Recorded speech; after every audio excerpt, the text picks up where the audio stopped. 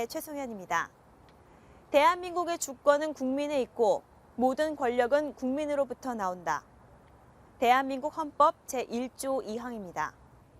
이 헌법에 명시된 내용처럼 우리 국민들은 그동안 자유민주주의 수호를 위해 수없이 거리로 나섰고 고귀한 목숨을 바쳤습니다. 이런 위대한 움직임은 대한민국에만 국한되지 않았습니다. 체코, 필리핀, 중국 등 전 세계 많은 시민들이 자유와 민주주의를 위해 거리로 나가 피를 흘리며 싸웠습니다. 이런 위대한 움직임이 그들이 흘린 피땀이 이 시대를 만들어냈습니다. 그렇다면 지금의 우리는 어떤 모습으로 대한민국을 살아가고 있나요? 빛과 그림자는 동시에 존재합니다. 수천 년간 선조들이 살아온 과정과 현재 우리가 살아가는 모든 것이 역사입니다. 오늘은 한국사의 이해 마지막 이야기로 민주화와 대한민국의 근현대사 이야기를 함께하겠습니다.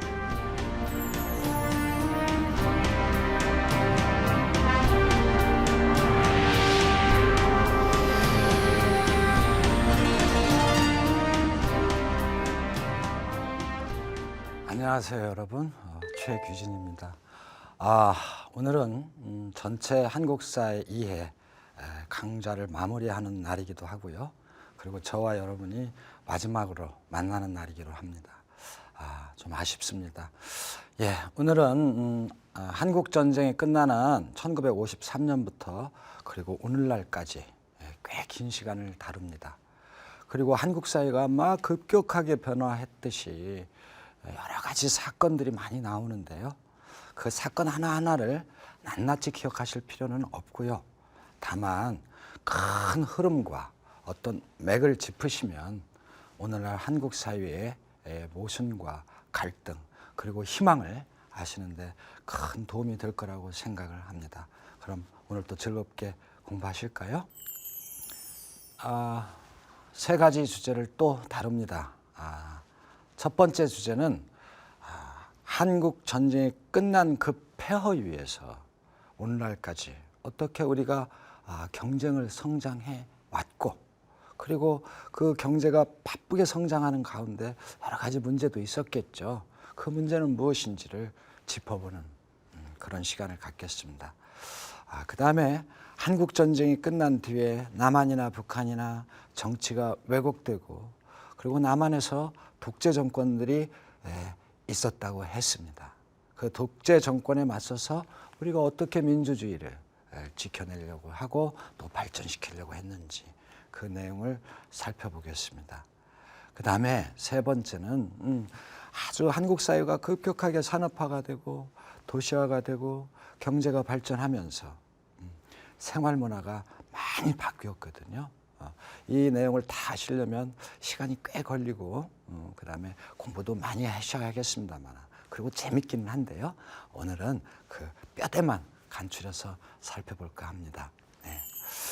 먼저 첫 번째 주제로 갈까요? 경제 문제군요. 한국의 경제 성장과 과제라는 제목인데요.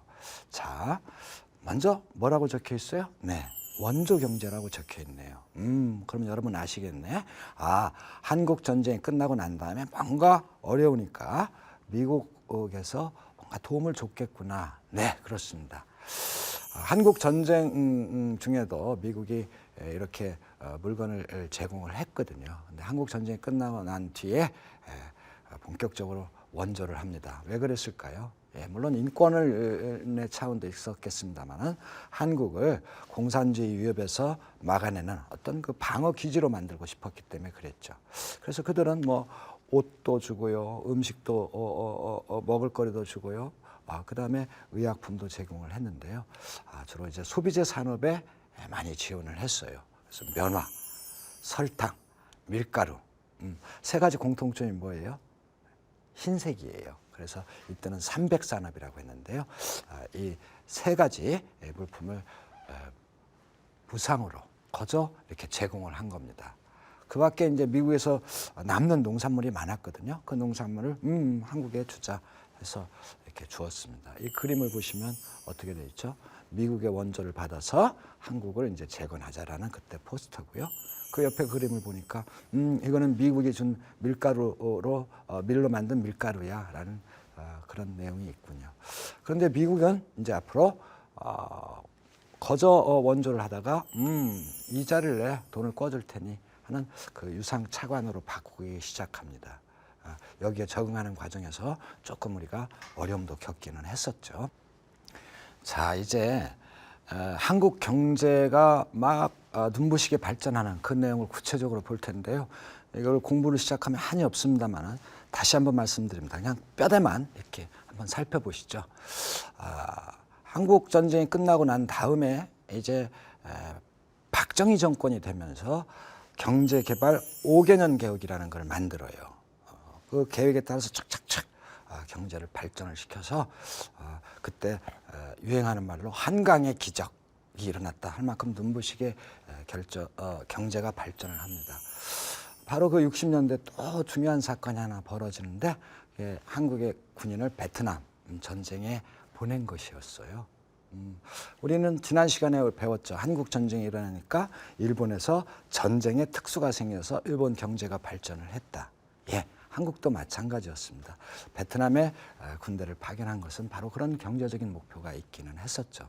그래서 전쟁 특수가 생겨서 한국 경제가 발전하는데 밑거름이 되기는 합니다. 그런데 여기 베트남 전쟁 얘기가 나오니까요. 지금 사진을 보시면 베트남에 아들을 보낸 어머니의 애틋한 눈빛이 눈에 보이죠. 베트남에 가서 많은 한국인이 희생을 당하기도 했습니다만은 베트남에서 또 민간인 학살 문제가 생기기도 하고요. 한국 군인과 베트남 여성 사이에 태어난 2세들 라이따이한 문제도 있고요. 등등 묵은 숙제들이 좀 남아 있습니다. 네. 자, 어찌됐든 이 베트남 전쟁의 어떤 특수도 있고 경제 개발 계획도 해서 경공업 중심으로 막 경제가 발전을 했는데요. 이제 그것이 한계에 부딪힐 때가 와요. 그래서 이제 경공업이 아니라 뭔가 묵직한 공업을 좀 만들어야 되겠다. 그래서 중화공업의 육성 정책을 이제 70년대에 펴고요. 그다음에 1980년대가 되면 이제는 뭐 큰 기계 만들고 배 만들고 이것만이 아니라 반도체라든가 전자제품으로 가야 되겠어. 그래서 80년대 중반이 되면은 반도체 이런 자동차 산업들이 많이 부흥을 하게 됩니다. 이렇게 끊임없이 성장만 한 것은 아니고 중간중간에 위기가 있었어요. 석유 파동도 있고 위기가 있었는데 최근에 가장 큰 위기가 우리에게 닥쳐온 것이 1997년의 금융위기예요.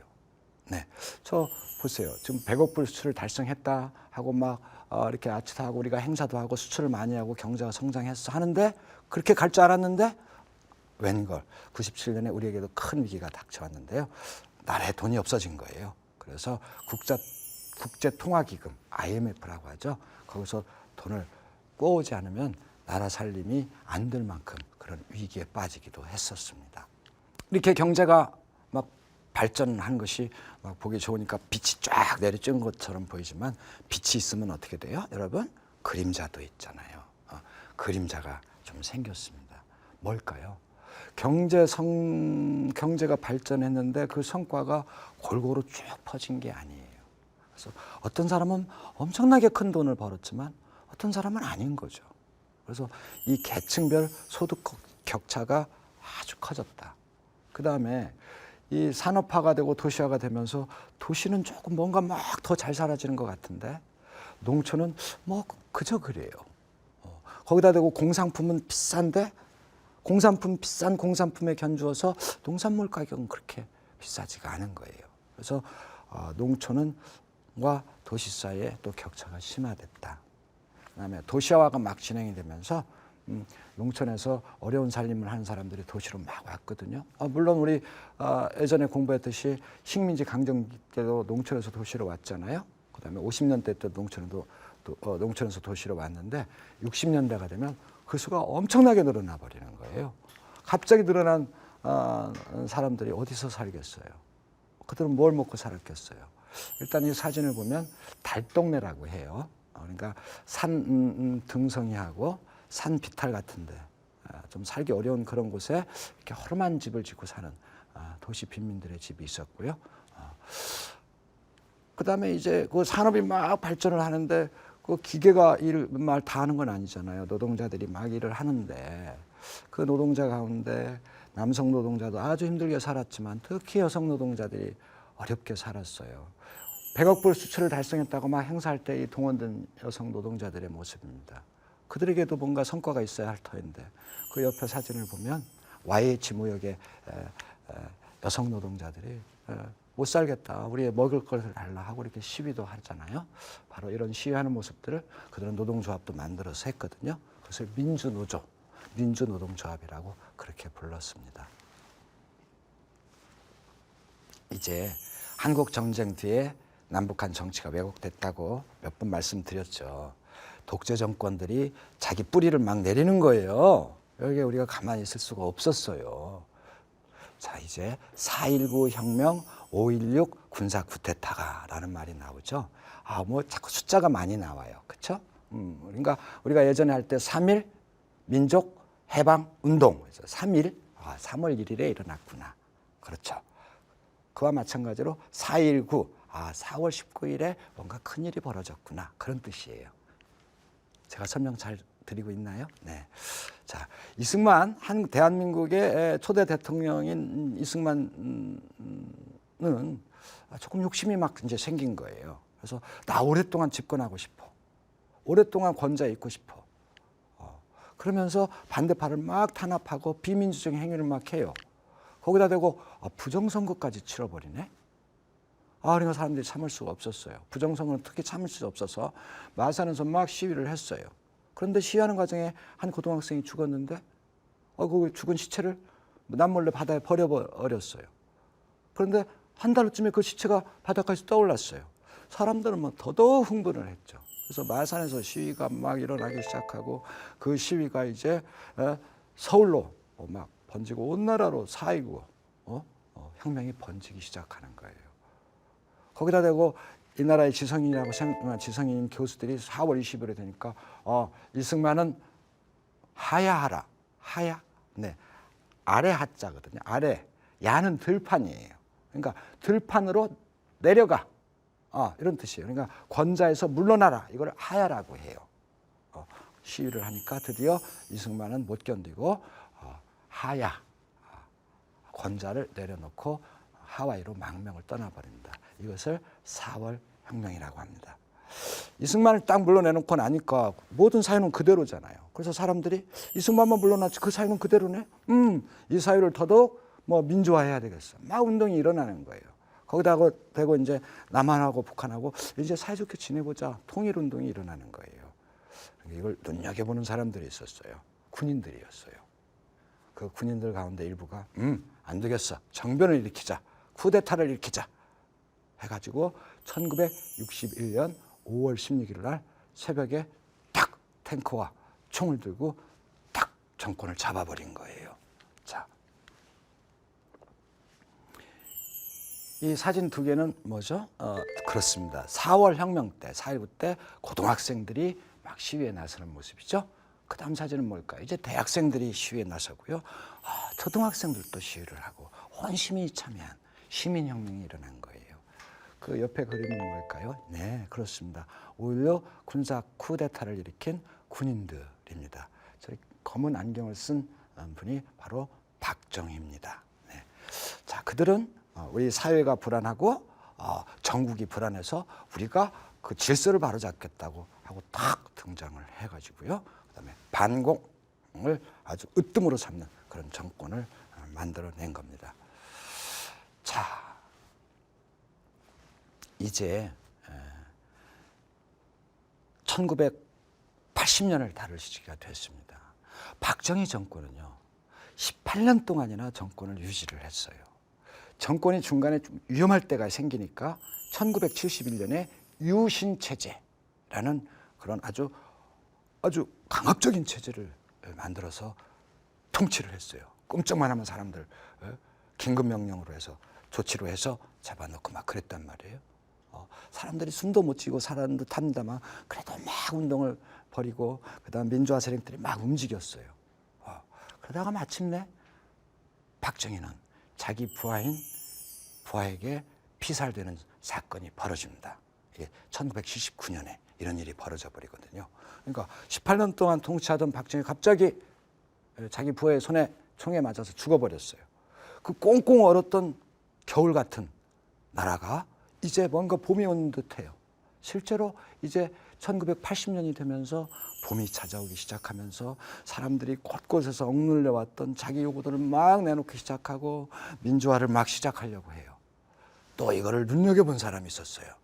박정희와 비슷한 신군부라고 해요. 새로운 군부 세력들, 전두환이나 노태우나 이런 사람들이 눈여겨보고 있었어요.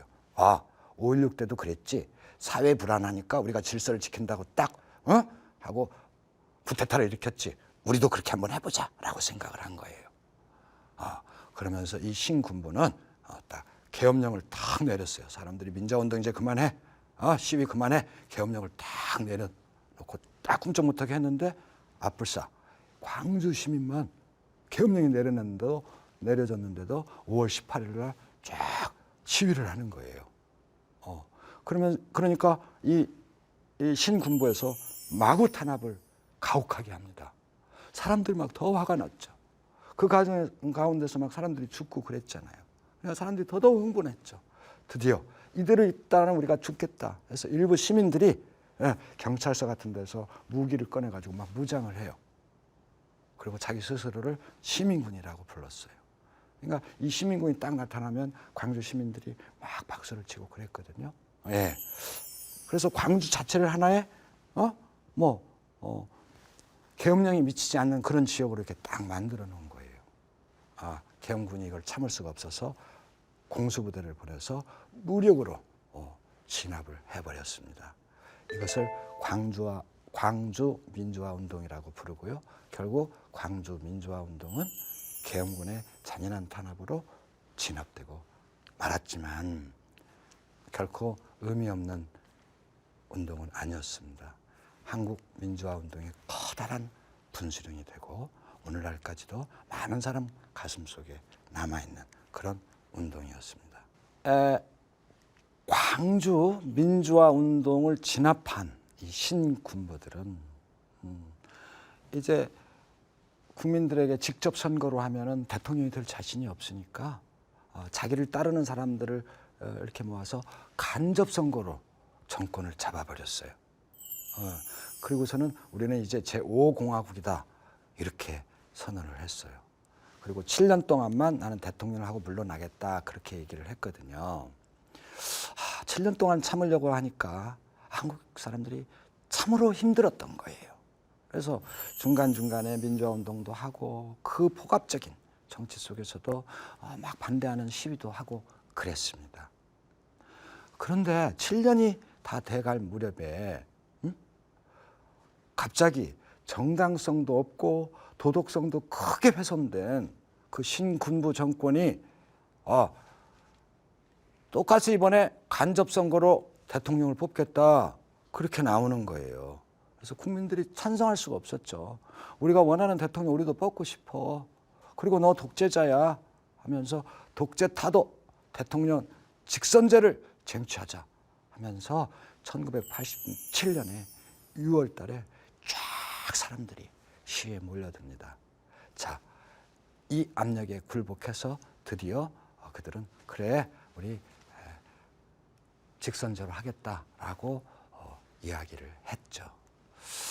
자, 이렇게 엄청난 왜곡과 엄청난 폭압과 그 속에서도 줄기차게 민주화 운동을 벌여냈습니다. 이 민주화 운동을 벌여낼 수 있었던 원동력 가운데 하나는 산업화에서 생긴 어떤 여유로움과 또 의식, 깨어남이 있었고요. 또 산업화에서 생긴 어두운 그림자 때문에 그 그림자를 없애달라고 하는 요구 속에서도 생긴 겁니다. 다시 말씀드리자면 우리의 경제 발전과 민주주의 의식의 성장은 서로 짝을 이루면서 이루어진 것이죠. 자, 이제는 생활문화가 어떻게 바뀌었을까? 우리가 산업화가 되고 도시화가 이루어지면서 말이죠. 자, 먼저 옷부터 한번 살펴볼까요? 예, 저도 지금 이렇게 멋진 양복을 입고 있습니다. 예, 물론 양복은 1920년대부터 남자들 사이에 일부 입어오기 시작하고 점차 양복 입는 사람이 늘어났습니다만은 산업화가 되면서 이제 양복이 거의 모든 사람이 양복을 입게 되는 그런 때가 된 거죠. 특별한 날에만 이제 한복을 차려입는 그런 시대가 됐고요. 그다음에 물론 일제 강점기 때도 유행이 있었습니다만은 그 유행이 바뀌는 속도가 굉장히 갈수록 빨라집니다. 옷에서 말이죠. 그 그림을 보시면 굉장히 짧은 치마를 입으셨네요. 그렇습니다. 60년대가 되면은 예전에는 상상할 수 없었던 아주 짧은 치마를 입으신 분들이 나왔죠. 미니스커트입니다. 여성들은 미니스커트 유행을 막 타기 시작했고 또 남성들은 이제 청바지를 입고 그죠? 그다음에 또 머리도 이렇게 길러서 장발이라고 그랬습니다. 머리도 이렇게 기르고 그런 사람들이 나타났는데요. 이제 뭔가 사람들을 통제하고 싶었던 정부에서는 짧은 치마 입으면 안 돼. 머리 기르면 안 돼. 그거는 경범죄, 가벼운 범죄야. 라고 해서 그런 사람을 단속도 하고 벌금도 매기고 그런 일이 있었습니다. 자, 이제 먹을거리에 한번 변화를 살펴볼까요? 예. 한국전쟁이 끝나고 나서 굉장히 쌀이 귀했어요. 먹을 것이 없었어요. 그래서 너나 없이 배가 고팠었는데요. 이제 해가 갈수록 먹을 것이 풍요로워집니다. 여전히 1960년대, 70년대까지도 이 포스터에서 보듯이 자, 쌀이 부족하니까 분식을 먹어. 쌀이 부족하니까 쌀만 먹지 말고 거기다가 뭐 콩도 넣고 여러 가지 잡곡을 넣어서 먹어. 요즘은 이제 건강식이라고 해서 모두 현미도 넣고 콩도 넣고 이렇게 드십니다만 그때는 우리의 먹는 음식 문화가 쌀밥을 으뜸으로 쳤거든요. 다른 것을 섞으면은 맛이 없다고 생각했을 때인데 혼식을 즐겨 먹고 그 다음에 분식을 해라는 그 운동을 펼칠 정도로 우리가 식량이 부족했었는데 갈수록 이제 먹을거리가 풍요로워집니다. 라면도 이제 사람들 입에 익숙해지고요. 그 다음에 예전에는 아주 귀하게 여겼던 짜장면도 이제 쉽게 먹을 수 있고요. 그 밖에 외식 문화가 곳곳에 생겨서 갈비도 구워 먹고 이런 일이 생긴 겁니다. 특히 이제 패스트푸드 점도 들어오고요. 예. 집은 어땠을까요? 이제 한옥을 대신해서 아파트가 인기를 끕니다. 처음부터 아파트가 인기 있었던 것은 아닙니다만은 어찌됐든 시간이 지나면서 아파트가 큰 인기를 끌고 연립주택이 나타나고 그렇습니다. 그 다음에 생활문화 두 번째에서는 가정생활의 변화가 커요. 예전에는 여러 식구들이 모여 살고 있는 대가족 제도였는데 이제 둘이 살고 싶어 핵가족으로 자꾸 바뀝니다. 그 다음에 옛날에는 안방에서 모든 일이 이루어졌었는데 집의 구조가 아파트 같은 것이 들어서면서 안방이 아니라 어디? 거실에서 사람들이 모여서 거기서 생활을 즐기는 일이 있었고요. 그리고 예전에는 막 인구가 증가가 많아서 아들, 딸 둘만 낳자. 지금 포스트에서 보시죠? 아들, 딸 둘만 낳자. 이런 운동도 펼쳤었는데요. 그 다음에는 뭡니까? 부엌이 과학화가 된다. 그러니까 제가 표현을 해봤는데 부엌 옛날 부엌과 달라요. 냉장고 들어오고 세탁기 들어오고 뭐 등등 가전제품이 마구 들어오는 그런 시대가 된 겁니다. 세 번째로는요. 1997년에 IMF 국내 구제 금융을 받으면서 특히 우리가 사회가 많이 변화됐습니다. 네. 기업의 고용 구조가 변화됐어요. 그래서 정규직보다는 비정규직을 많이 뽑는 거예요. 그래서 쉽게 해고하기 위해서 그런 거죠. 그 다음에 취직하기가 어려워지니까 청년 실업이 늘어납니다. 직장을 오래 다닐 수가 없으니까 직장을 나와서 자영업을 하는 사람들이 증가를 합니다. 또 하나의 특징은 서양 문화가 굉장히 빠르게 유입이 되는데요. 미국 문화뿐이 아니라 이제 일본 문화나 유럽 문화도 들어오고요. 특히 인터넷을 통해서 많이 문화가 들어옵니다. 그 문화가 한국에 들어와서 한국적인 것으로 다시 이렇게 만들어져서 또 해외로 나가는 것, 이것을 한류라고 하죠. 그 한류가 또 생기기도 합니다. 또 중앙이 모든 것을 다 하던 것에서 벗어나서 이제 각 지방 자치들이 일어나고요. 특히 많은 다른 나라에서 많은 분들이 오면서 다문화가 형성이 됩니다. 이 다문화에 관한 두 포스터군요. 예.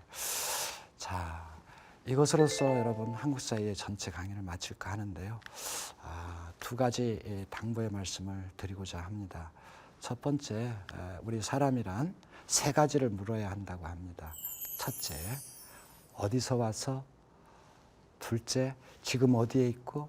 셋째, 나는 어디로 가지? 이걸 물어야 한다고 합니다. 이 세 가지 질문에 답변을 하시려고 하면은 역사 공부를 조금 더 하셔야겠죠. 네. 또 하나, 여러분들 꽃가게를 가시다 보면 여러 꽃들이 있습니다. 그 꽃들은 이 땅에서 난 꽃들이 아닙니다. 길거리를 가다 보더라도 여러 꽃들이 핀 것을 봅니다. 원래 이 땅에 있었던 꽃이 아닙니다. 그러나 이 땅에서 뿌리를 내리면서 모든 꽃들이 참 아름답습니다. 그렇죠? 음식 문화는 또 어떻습니까? 감자, 고구마, 옥수수, 배추, 고춧가루, 한국인들이 즐겨 먹는 이 모든 음식이 본디 이 땅에서 난 것이 아닙니다. 예, 여러분도 마찬가지입니다. 어디서 오셨든 이 땅에서 뿌리를 내리시고 사시면 바로 여러분이 바로 주인공이십니다. 여러분과 제가 함께 인간답게 만드는 세상을 만드는데 힘을 함께 했으면 좋겠습니다. 여러분, 그동안 강의 들어주셔서 고맙습니다.